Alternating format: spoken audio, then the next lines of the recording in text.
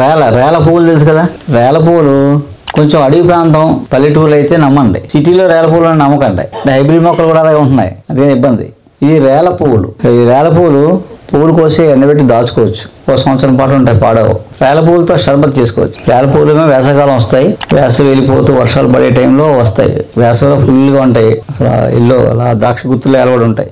అవి ఎండబెట్టి దాచుకుంటే మనం షర్బత్ చేసుకోవచ్చు. 100 గ్రాములు రేల పువ్వులు, 1 లీటర్ నీళ్లు వేసి మరగబెట్టాలి. మరిగిపోయి సగాన్ని మరిగించేయాలి. 1/2 లీటరు కషాయం వస్తుంది. 1/2 లీటర్ కషాయానికి 1 కేజీ బెల్లం వేసి మళ్ళీ మరగబెట్టాలి. మళ్ళీ తేనెపాకల్లో వస్తుంది. దాంట్లో మిరియాల పొడి వేయండి. మిరియాల పొడి 20 గ్రాములు, ఒక 20 గ్రాములు వేయండి పొడి వేసి వడపోసుకొని ఫ్రిడ్జ్లో ఉంచుకోవచ్చు. జలుబు, దగ్గు, కఫం ఇలా ఉన్నప్పుడు కొంచెం తాగొచ్చు అనమాట. 5 ml కొంచెం గోరెచ్చని తాగితే దగ్గు, జలుబు, కఫం లాంటివి తగ్గుతాయి. అలాగే శీతాకాలంలో స్కిన్ డిసీజులు వస్తాయి. చర్మవ్యాధులు మామూలుగా ఉన్న చర్మవ్యాధులు ఎక్కువ అవుతుంటాయి, అగ్రవేట్ అవుతాయి. కొన్ని చర్మవ్యాధులు శీతాకాలంలో ఎక్కువ అయిపోతాయి, బాగా ఇబ్బంది పెడతాయి. అలా ఎవరికి స్కిన్ డిసీజులు ఉన్నాయో వాళ్ళు తాగొచ్చు అనమాట. రోజు నైట్ 5 ml షర్బత్తు, ఒక 30 ml వేడి నీళ్ళు కలుపుకొని ఏ స్కిన్ వేసుకోవచ్చు. దగ్గు, జలుబు, కఫం ఉన్నప్పుడు వేసుకోవచ్చు. స్కిన్ డిసీజులు ఉన్నప్పుడు వాడుకోవచ్చు.